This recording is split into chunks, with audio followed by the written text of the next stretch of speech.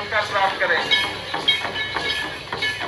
पुरुषों के लिए 400 मीटर रेस में पहला स्थान प्राप्त किए हैं जादूनाथ सोरेन बेनासर और द्वितीय स्थान प्राप्त किए हैं विनोद बास्के।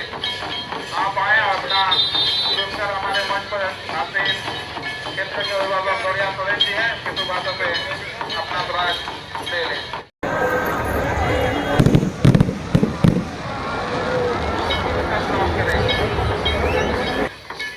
पुरुषों के लिए 400 मीटर रेस में पहला स्थान प्राप्त किए हैं जादूनाथ सोरेन बेनासर और द्वितीय स्थान प्राप्त किए हैं विनोद बास्के।